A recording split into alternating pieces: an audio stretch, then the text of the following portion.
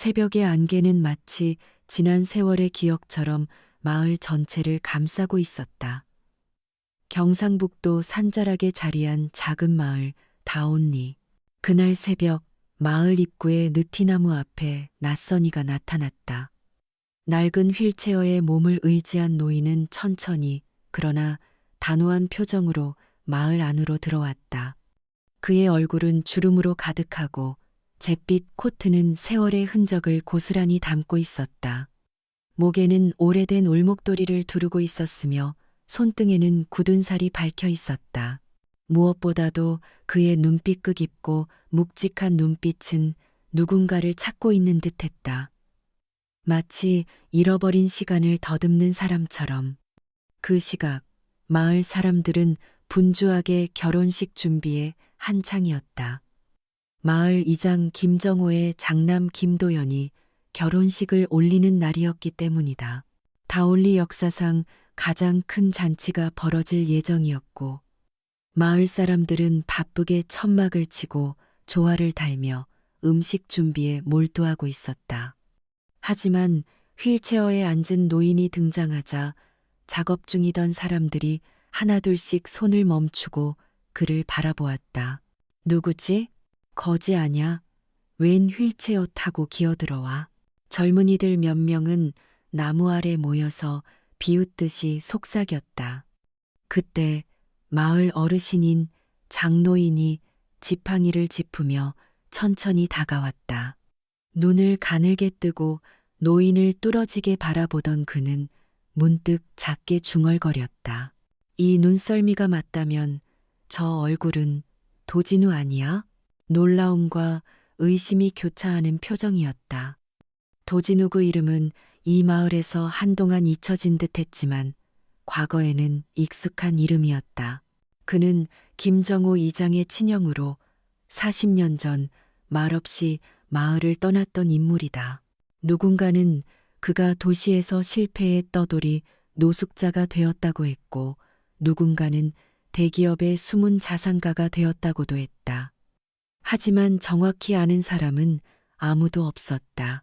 그리고 지금 그 모든 전설 속 인물이 휠체어에 앉아 다시 마을로 돌아온 것이었다. 노인은 마을 어기 느티나무 그늘 아래서 한참을 마을을 바라보았다. 천막이 설치된 잔칫집, 환하게 닦인 마당, 사람들 사이를 오가는 아이들의 웃음소리까지 그 모든 풍경은 그에게 낯설면서도 익숙했다. 특히 붉은 기와 지붕의 집그는 그 집을 오랫동안 바라보았다. 가슴 한켠이 묵직하게 저려왔다. 그리고 그 집에서 마침내 한 남자가 걸어 나왔다. 강건한 체격에 구릿빛 피부, 인상은 단호했고 시선은 매서웠다. 저건 정호야. 노인은 속으로 중얼거렸다. 김정호는 잔칫집 마당에서 노인을 발견하자 얼굴을 찌푸리며 다가왔다. 누구십니까? 이곳은 결혼식장입니다. 아무나 들어오면 곤란합니다. 그의 말은 정중했지만 목소리에는 불쾌함이 배어 있었다. 마치 이 노인이 결혼식의 기운을 망치기라도 할까봐. 그 순간 부드럽고 다정한 목소리가 뒤에서 들려왔다. 할아버지, 여기 그늘에서 잠깐 쉬세요. 제가 시원한 오미자차 가져다 드릴게요. 목소리의 주인공은 지은이었다. 마을 입구에서 자그마한 찻집을 운영하는 20대 초반의 여성이었다. 건강하게 그을린 피부와 맑은 눈동자, 그리고 한결같이 따뜻한 미소를 지닌 그녀는 휠체어를 조심스레 밀며 나무 그늘 아래로 노인을 안내했다.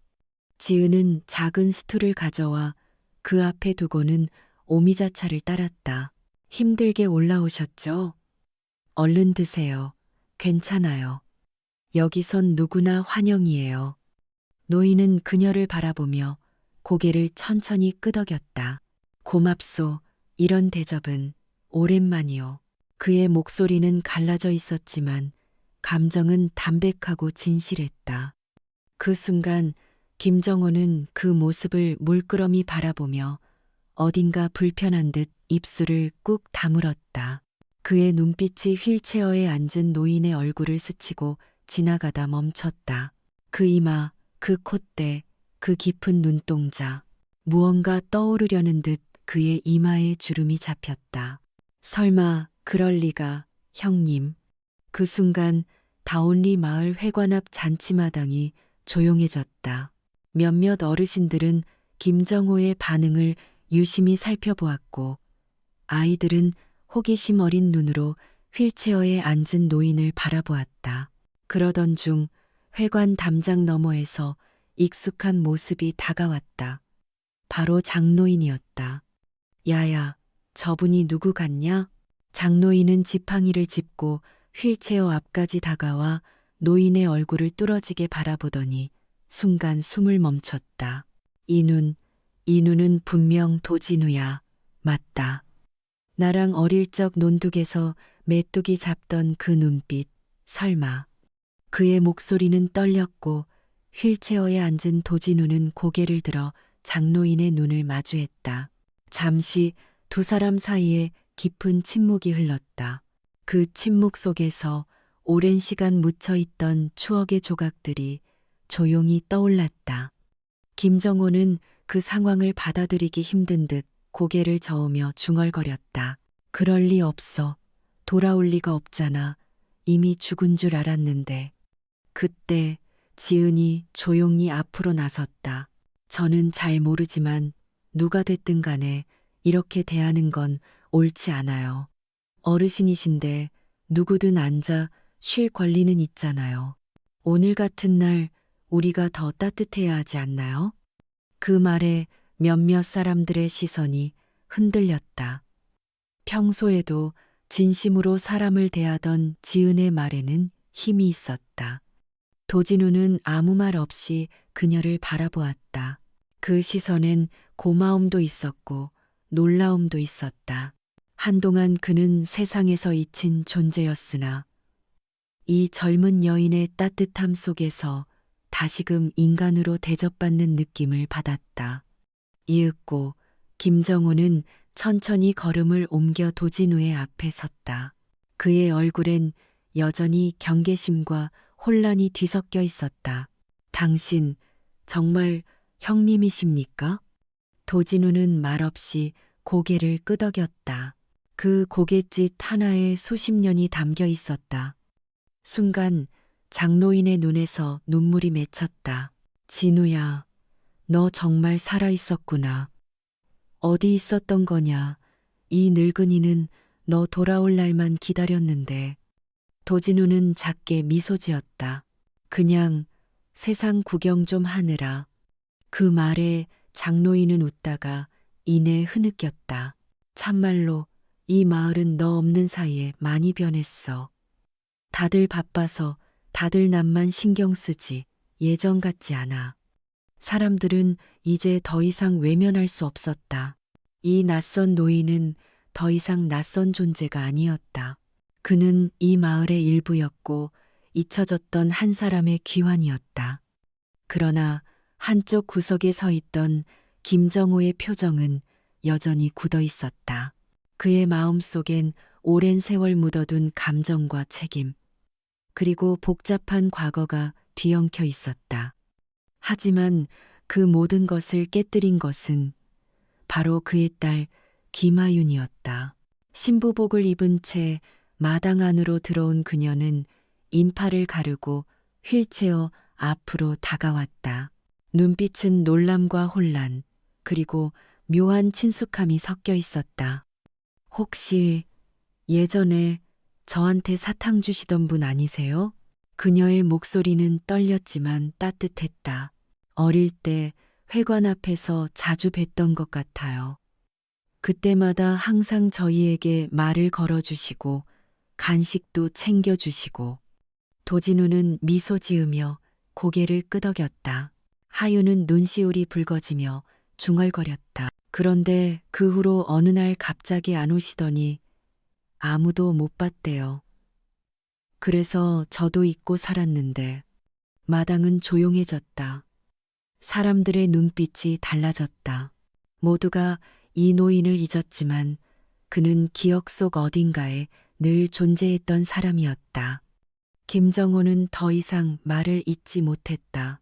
그의 손은 떨렸고 시선은 흔들렸다.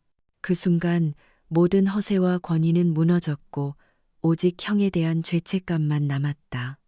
그날 다온리 마을은 조용히 새로운 장면을 맞이했다. 과거와 현재가 맞닿은 순간 진심은 말없이도 전해질 수 있다는 걸 사람들은 알게 되었다.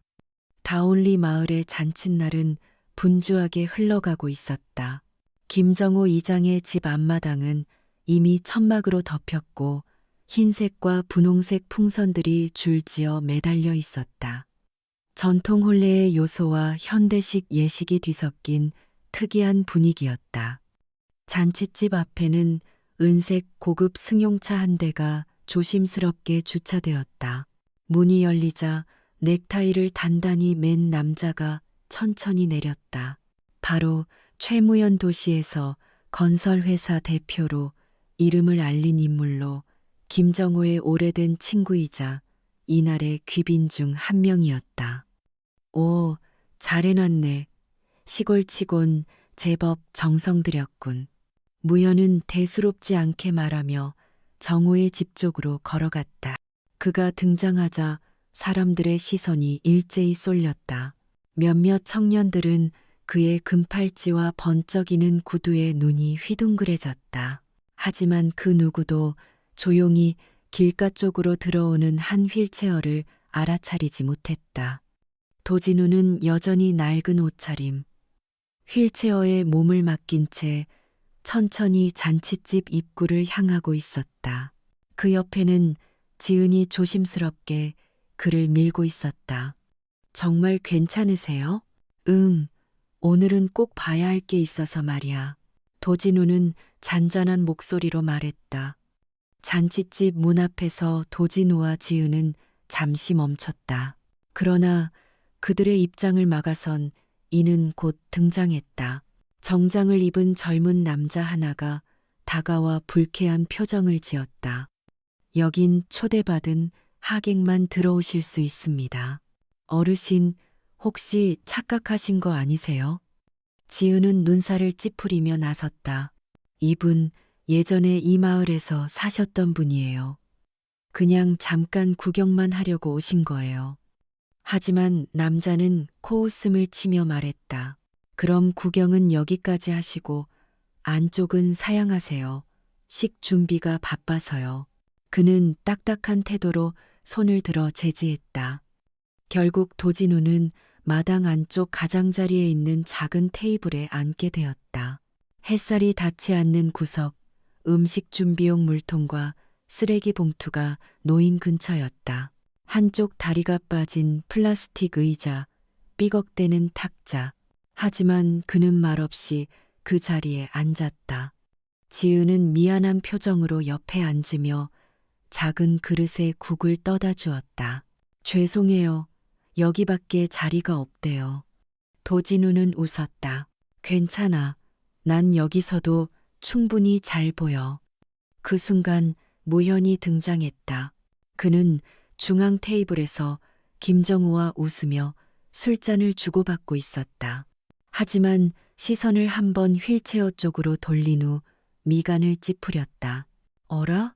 저 노인네 어디서 많이 본 듯한데. 잠시 후 그는 김정우에게 낮은 목소리로 말했다. 정호야, 저 사람 누군지 알아? 휠체어 탄 양반. 김정호는 고개를 돌려 힐끗 바라보다가 대충 얼버무렸다. 아, 그냥 옛날에 마을에 살던 사람 같은데 누가 데려왔는지 몰라. 무현은 가볍게 웃었다. 결혼식엔 꼭 이런 이상한 사람이 한 명쯤 나타나지. 근데 저 노인 나 예전에 본 기억이 있어. 옛날에 내가 궁할 때 도와줬던. 그 말은 끝까지 이어지지 않았다. 무현은 자신의 기억 속 인물과 지금 이 휠체어에 앉아있는 노인이 겹쳐지는 걸 느꼈지만 일부러 모른 채 했다. 그러나 도진우는 모든 걸 듣고 있었다. 그는 고개를 숙이고 조용히 식사를 이어갔다. 그의 손은 조금씩 떨리고 있었고 숟가락이 국물 속에서 미세하게 흔들렸다. 그때 잔칫집 안에서 신부 김아윤이 다시 등장했다. 긴 흰색 드레스를 입은 채 천천히 사람들 사이를 지나 도진우 쪽으로 다가갔다. 주변 사람들의 속삭임이 일순 멈췄다. 하윤은 도진우 앞에서 멈춰서더니 정중히 고개를 숙였다. 오늘 여기까지 와주셔서 감사합니다. 그녀의 목소리는 떨림이 없었다. 단호하고 담백했다. 그리고 죄송합니다. 그동안 아무도 제대로 반기지 못해서. 도진우는 고개를 들었다. 그의 눈가엔 눈물이 맺혀 있었다. 잔칫집 마당 한가운데서 김하윤이 도진우 앞에 머리를 숙이자 순식간에 주변은 고요해졌다. 사람들은 숟가락을 멈추고 잔을 입에 댄 채 멈칫했으며 아이들조차 소란을 멈추고 신부가 향한 그 방향을 바라보았다. 김정호는 순간 얼굴이 굳었다. 잔을 들고 있던 손이 잠시 떨렸고 그 옆에 앉은 최무현조차 고개를 돌려 그 장면을 주시했다. 하윤아, 너 뭐 하는 거니? 정호의 목소리가 약간 높아졌지만 하윤은 그의 말을 외면한 채 도진우 앞에 무릎을 꿇었다. 아버지가 누군지 몰랐어요. 어릴 때부터 들은 얘기랑 다르지만 오늘 뵙고 그리고 사진 속 얼굴을 보니 왠지 마음이 움직였어요. 어떤 설명도 필요 없이 그냥 느껴졌어요. 사람들의 눈빛이 흔들렸다. 도진우는 무릎 꿇은 신부를 향해 손을 살짝 내밀었다. 일어나렴. 이런 날 너의 무릎이 닿을 자리는 여기가 아니란다. 하지만 하윤은 일어나지 않았다. 저는 꼭 듣고 싶어요. 왜 그토록 오래 이 마을을 떠나셨는지, 왜 돌아오셨는지, 왜 아무 말 없이 저 구석에 계셔야만 했는지. 도진우는 시선을 멀리 두었다. 그의 눈엔 저 멀리 푸르스름하게 물든 다운리 뒷산 능선이 비쳤다. 그곳은 그가 어린 시절 형과 함께 뛰놀던 곳이었다. 그의 마음은 이미 수십 년 전으로 되돌아간 듯했다. 나는 떠난 게 아니었다. 그는 조용히 입을 열었다. 몰래 떠나려던 것도 아니었다. 다만 마음이 다쳐서 그 자리에 남아있을 용기가 없었을 뿐이야. 그 순간 김정호가 자리에서 벌떡 일어섰다. 그만해, 이건 잔칫날이야. 그렇게 사람 앞에서 예시를 꺼내면 뭐가 달라지는데? 도진우는 정호를 바라보았다.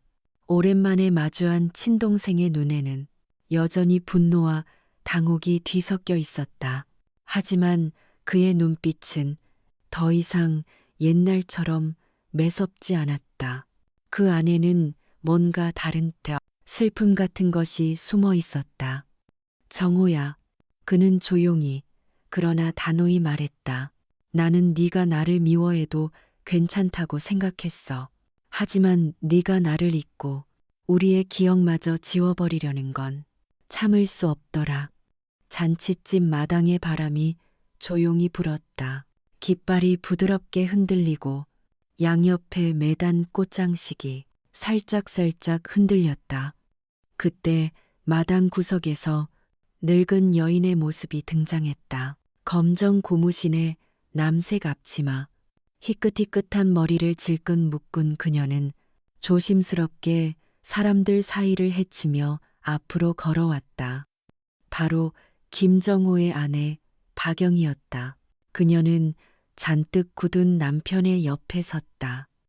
여보, 그만해요. 나 기억나요. 저 사람이 당신 형이라는 거 나 혼자 알았지만 말하지 못했어요. 미안했어요. 하지만 오늘은 다르게 해야 해요. 오늘은 그저 진심만 보여주면 되는 날이에요. 정호는 멍한 눈으로 아내를 바라봤다. 영희는 도진우 쪽으로 고개를 숙였다. 형님, 그때 우리가 너무 어렸고 너무 바보 같았어요. 하지만 시간이 이렇게나 흘렀는데 이젠 누군가는 먼저 손을 내밀어야 할 것 같아요. 이 말은 마당 전체를 울렸다. 그 자리에 있던 사람들 중 어느 누구도 쉽게 말을 잇지 못했다. 그리고 그 고요함 속에서 지은이 도진우의 손을 꼭 잡았다. 그 손은 작고 따뜻했으며 오랜 세월 그가 잃어버렸던 가족의 체온과 닮아 있었다. 그 순간 도진우는 오랜 세월 마음 깊은 곳에 쌓아두었던 분노도 상처도 미련도 서서히 녹아내리는 것을 느꼈다. 그의 눈에 맺혔던 눈물 한 방울이 볼을 타고 흘러내렸다. 정우야. 그는 다시 한번 부드럽게 불렀다. 이제는 우리 둘 중 누군가라도 그 지난 시간을 용서하고 앞으로 나아가야 하지 않겠니? 정우는 아무 말 없이 도진우 앞으로 다가왔다. 잠시 주저하다가 그의 무릎을 꿇고 형의 손을 조심스럽게 잡았다. 형, 돌아와줘서 고마워요. 진짜로. 그리고 그 순간 마당에 모인 모든 사람들이 묵묵히 박수를 보냈다. 그 박수는 시끄럽지 않았지만 진심이 담겨 있었다. 다음 날 아침 다운리 마을은 어제의 장면을 믿기 어려울 만큼 평온했다. 잔칫집 앞마당에는 여전히 풍선 몇 개가 바람에 흔들리고 있었지만 사람들의 마음은 전날의 뜨거운 순간을 품은 채 조용히 하루를 시작하고 있었다. 도진우는 새벽녘 가장 먼저 일어났다. 어젯밤 김정호 부부와 오랜만에 한자리에 앉아 말없이 따뜻한 차를 마시고 침묵 속에서 서로의 마음을 확인한 뒤 게스트룸에 물게 된 것이었다. 창문 너머로 부드러운 아침 햇살이 들어왔다. 그는 조심스레 휠체어에 앉지 않고 천천히 몸을 일으켜 보았다. 예전보다 근육은 줄었지만 지은의 도움과 꾸준한 재활 덕분에 이제는 혼자서 몇 걸음은 걸을 수 있게 되었던 것이다. 그는 천천히 마당으로 나갔다. 어릴 적 뛰놀던 그 마당, 누런 강아지가 꼬리 흔들며 따라오던 그 길. 지금은 없지만 눈을 감으면 모든 것이 선명했다. 그때 뒤에서 목소리가 들려왔다. 아버지. 아니, 그냥 진우 아저씨라고 불러도 되죠? 김하윤이었다. 어제의 감정이 아직 얼굴에 남아 있었지만 그녀의 눈빛은 어딘가 더 단단해졌다. 물론이지. 네가 불러주기만 한다면 뭐든 좋다. 그녀는 마당 끝에 놓인 긴 나무 의자에 조심스럽게 앉으며 말했다. 저는 어릴 때부터 엄마가 가끔 멍하니 앉아 계신 걸 보며 늘 궁금했어요. 그런 눈빛은 어떤 기억에서 나올까 하고요. 이제야 알 것 같아요. 도진우는 그녀를 바라보았다. 딸일지도 모르는 존재. 하지만 그는 스스로 어떤 자격도 요구하지 않겠다고 마음먹고 있었다. 하윤아, 네가 어떤 감정을 갖고 있든 억지로 이해하려 하지 않아도 돼. 그저 네가 웃을 수 있다면 그걸로 충분해. 하윤은 고개를 끄덕이며 작게 중얼거렸다. 고마워요. 그리고 미안해요. 그날 그 자리에서 아무도 옆에 없던 아저씨를 처음엔 저도 못 알아봤거든요. 그 말에 도진우는 미소를 지었다. 그 미소는 참 오래된 그러나 진심 가득한 것이었다. 같은 시각 지은은 작은 찻잔에 대추차를 따라 마루 위에 올려두었다. 그녀는 조용히 아침 준비를 하고 있었고 도진우를 위한 따뜻한 국도 끓고 있었다. 그녀의 마음에도 변화가 있었다. 처음엔 그저 지나가는 인연이라고 여겼던 도진우라는 사람. 하지만 그가 보여준 침묵 속의 인내와 따뜻함은 그녀에게 가족이라는 단어의 새로운 정의를 심어주었다. 그녀는 스스로에게 물었다. 우린 혈연이 아니지만 같이 웃고 같이 밥을 먹고 마음을 나눈다면 그게 가족 아닐까? 그 순간 마루 끝에서 들려온 목소리. 지은아, 네? 이 집에 같이 살아볼래? 도진우의 말이었다. 지은은 놀란 듯 웃으며 되물었다. 아버지처럼요? 도진우는 잠시 머뭇거리다 고개를 끄덕였다. 그래, 아버지처럼. 지은은 눈가를 훔치며 웃었다. 네, 그럴게요. 우리 함께 살아봐요. 그날 오후, 동네 어르신들이 김정호 집에 모여 도진우와 함께 늦은 점심을 나눴다. 웃음소리, 탁자 위의 막걸리 잔, 오래된 이웃들끼리의 허심탄회한 대화. 그 속에서 도진우는 비로소 진정으로 돌아왔다는 것을 느꼈다. 그리고 그는 마음속으로 이 모든 변화의 시작점이 결국 한 잔의 물이었음을 기억했다. 지은이 건넨 그 잔의 물이 누군가의 존엄을 지켜낸 세상에서 가장 값진 환영이었음을. 몇 주 후 다온리에는 작은 초대장이 나뉘어졌다. 그건 결혼식도 장례식도 아닌 온기 나눔회라는 이름의 초대장이었다. 초대장엔 이렇게 적혀 있었다. 그날 나눌 수 있었던 따뜻한 밥 한 끼처럼 다시 모여 우리 서로의 마음을 나눠요. 보낸 이는 김하윤, 주체는 도진우. 처음 이 초대장을 받은 이들은 고개를 갸웃했다. 잔치도 아닌데 무슨 모임이람? 하지만 호기심 반 미안함 반으로 하나둘 모이기 시작했다. 장소는 다올리 마을 회관마당. 도진우가 손수 그렸다는 작은 현수막엔 이런 글귀가 적혀 있었다. 사람은 누구나 실수합니다. 하지만 용서와 이해는 함께 모일 때 시작됩니다.